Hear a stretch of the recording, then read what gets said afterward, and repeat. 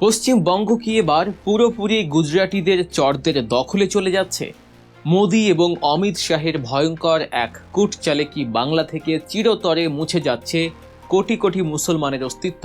হ্যাঁ, আপনি ঠিকই শুনছেন।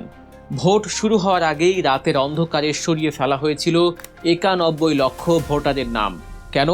কারণ তারা মমতা বন্দ্যোপাধ্যায়কে ভোট দিতে পারে, কারণ তাদের বড় অংশই মুসলমান এবং দলিত।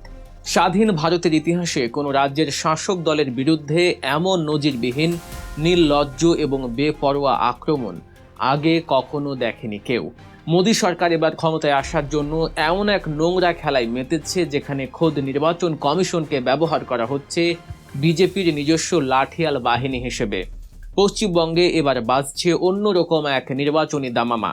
একদিকে মমতা বন্দ্যোপাধ্যায়ের একচ্ছত্র আধিপত্য, আর অন্যদিকে যে কোনো মূল্যে ছলে বলে কৌশলে বাংলা দখলে মরিয়া মোদি অমিত শাহ জুটি।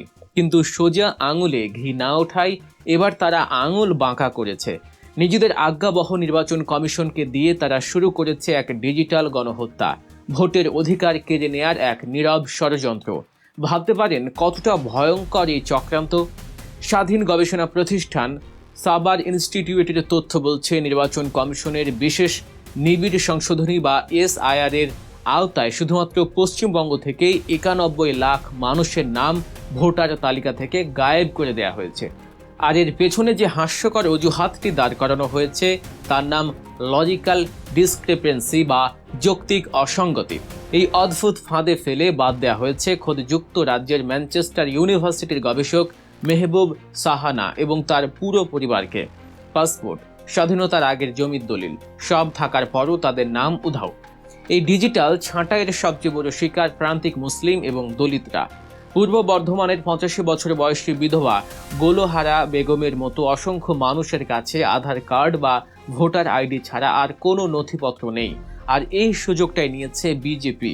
অ্যালগোরিদমে দোহাই দিয়ে মুহূর্তের মধ্যে বাতিল করা হচ্ছে তাদের নাগরিকত্ব। পরিসংখ্যান বলছে, বাদ পড়া নামের প্রায় ৬০ থেকে ৬৫% মুসলিম সম্প্রদায়ের মানুষ, যারা মূলত তৃণমূল কংগ্রেসের সবচেয়ে বড় ভোট ব্যাংক। উগ্র হিন্দুত্ববাদ এবং অনুপ্রবেশকারী তত্ত্বকে প্রতিষ্ঠিত করতে সম্পূর্ণ সুপরিকল্পিতভাবে মুসলিমদের এই অধিকার হরণ করা হচ্ছে। শুধু তাই নয়, নির্বাচন কমিশন এখন পুরোপুরি বিজেপির এজেন্টের মতো কাজ করছে। ভোটের আগে ৮০০ তৃণমূল নেতাকর্মীকে গ্রেফতারের ছক কষা হয়েছিল। রাজ্যের পুলিশের কোনো অনুমতি ছাড়াই কেন্দ্রীয় বাহিনীর হাতে তুলে দেওয়া হয়েছে থানার নিয়ন্ত্রণ। রাজ্যের প্রায় ৬০০ পুলিশ এবং প্রশাসনিক কর্তাকে বদলি করে দেওয়া হয়েছে, যা রীতিমতো অগণতান্ত্রিক এবং নজিরবিহীন। মমতা বন্দ্যোপাধ্যায় সুপ্রিম কোর্টের দ্বারস্থ হয়ে এই ৯১ লাখের মধ্যে ৬১ লাখ নাম পুনরুদ্ধার করতে সক্ষম হয়েছেন ঠিকই, কিন্তু এখনও ২৭ লাখ মানুষের ভাগ্য ঝুলে আছে ট্রাইব্যুনালের রায়ের উপর। দর্শক, ভিডিওটির আরও গভীরে এবং ইতিহাসের এক অজানা অধ্যায়ে প্রবেশের আগে আপনাদের একটি কথা মনে করিয়ে দিতে চাই। আপনারা যারা এই মুহূর্তে ভিডিওটি দেখছেন, এমন আরও সাহসী, সত্য ও তথ্যবহুল বিশ্লেষণ নিয়মিত পেতে এখনই গল্প নিউজ চ্যানেলটি সাবস্ক্রাইব করুন। দর্শক, বর্তমান পশ্চিমবঙ্গের এই যে পরিস্থিতি, মোদি অমিত শাহের মতো গুজরাটি নেতাদের কাছে পশ্চিমবঙ্গের একদল বাঙালির এই যে নির্লজ্জ আত্মসমর্পণ, এর শিকড় কিন্তু অনেক গভীরে। কলকাতা তথা পশ্চিমবঙ্গের রাজনীতি ও মনস্তত্ত্বের একটা জিনিস ভীষণ ইন্টারেস্টিং। তারা বাংলায় বাঙালির আধিপত্য চায়, কিন্তু সেই বাঙালিটাকে অবশ্যই হিন্দু হতে হবে। কিন্তু সেই বাঙালি যদি মুসলিম হয়, তবে তারা ভিন অঞ্চলের হিন্দুর কাছে নিজেকে সমর্পণ করতেও দুইবার চিন্তা করে না। ইতিহাসের পাতা উল্টালে এর জলজ্জান্ত প্রমাণ পাওয়া যায়। ১৯৪৭ সালে হোসেন শহীদ সোহরাওয়ার্দী এবং শরৎ বসুরা যখন দেখলেন বাংলা ভাগ হতে চলেছে, তখন তারা চিন্তা করলেন বাংলা ভারত বা পাকিস্তান এই দুই ইউনিয়নের একটাতেও না গিয়ে একটি স্বাধীন, সার্বভৌম ও তৃতীয় দেশ হিসেবে থাকবে। এই প্রস্তাব নিয়ে তারা জিন্নার কাছে গেলেন। জিন্না সব শুনে রাজিও হলেন। তিনি অত্যন্ত আগ্রহ নিয়ে বললেন, বাঙালিরা যদি একসাথে থেকে ভালো থাকে তাহলে বাংলাকে ভাগ খামোখা। কিন্তু বেঁকে বসলেন হিন্দুত্ববাদী নেতারা। গান্ধী, নেহেরু এবং কলকাতার কট্টর হিন্দু নেতারা হিসেব কষতে বসলেন। তারা বাংলার হিন্দু নেতাদের বললেন, তোমরা কি দুই বাংলায় একত্রিত থাকতে চাও? কোনোদিন কোনো হিন্দু বাংলায় প্রধানমন্ত্রী হতে পারবে? এখন পর্যন্ত কয়জন হিন্দু বাংলায় প্রধানমন্ত্রী হয়েছে? তাদের এই ইঙ্গিত ছিল শেরে বাংলায় কে ফজলুল হক এবং সোহরাওয়ার্দীর দিকে। তারা বুঝিয়ে দিলেন, অখণ্ড বাংলায় মুসলমানরা সংখ্যাগরিষ্ঠ, তাই অখণ্ড স্বাধীন বাংলা হলে সেখানে মুসলমানদেরই আধিপত্য থাকবে। তাই বাংলা ভাগ আমাদের চাই চাই।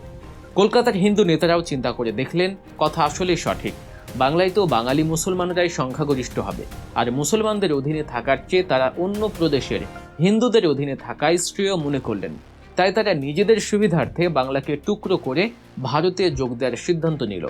যে বাঙালি হিন্দুরা 1905 সালে ঢাকা ও আসামকে আলাদা প্রদেশ করায় তীব্র আন্দোলন শুরু করেছিল, রবীন্দ্রনাথ ঠাকুররা রাস্তায় নেমে রাখি বন্ধন করেছিলেন, বঙ্গমায়ের অঙ্গহানি বলে আকাশ বাতাস কাঁদিয়েছিলেন, তারা এবার 1947 সালে নিজ স্বার্থে বাংলাকে ভাগ করে ভারতের সাথে যোগ দেওয়ার সিদ্ধান্ত নেয়। তারা অত্যন্ত আনন্দের সাথে গুজরাটি নেহেরু গান্ধীর পদতলে নিজেদের সমর্পণ করে। অথচ এই সমর্পণের ফল কি হলো?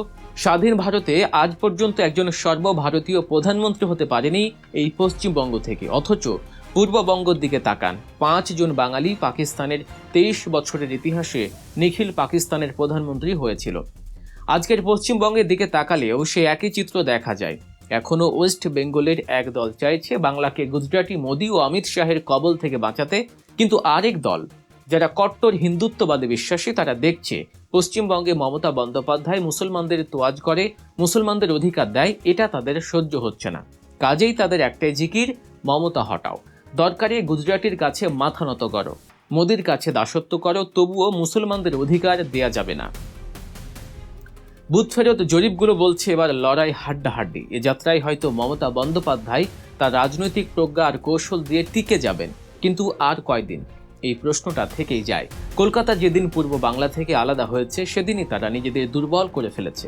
অথচ বাংলা প্রদেশে হিন্দুরা সংখ্যালঘু হলেও শিক্ষা, সংস্কৃতি, অর্থনীতির সব নেতৃত্বস্থানীয় জায়গায় ছিল তারাই। বাঙালি মুসলমান ছিল মূলত পূর্ববঙ্গের চাষাভূষা, খেটে খাওয়া মানুষ। কিন্তু আজ সেই পূর্ববঙ্গের মানুষ একটি স্বাধীন দেশের নাগরিক। পশ্চিমবঙ্গের আর ফিরে আসার সুযোগ নেই। দিন দিন তাদের অবনতি হবে। মোদি শাহের এই আগ্রাসন একদিনে তৈরি হয়নি, এর বীজ বপন করা হয়েছিল 1947 সালে। 10 কোটি ভেটো বাঙালি একত্রিত হয়ে আজ যতই স্বজাতি প্রেমের কথা বলুক না কেন, সেখানে মূলত উগ্র ধর্মবাদী জিতবে। কারণ পশ্চিমবঙ্গের বাঙালি পূর্ববঙ্গের বাঙালির মতো স্বাধীন চেতা নয়। তারা নিজেদের ভাষার চেয়ে, নিজেদের সংস্কৃতির চেয়ে ভিনদেশি ধর্মভিত্তিক জাতীয়তাবাদকে বেশি আপন করে নিয়েছে।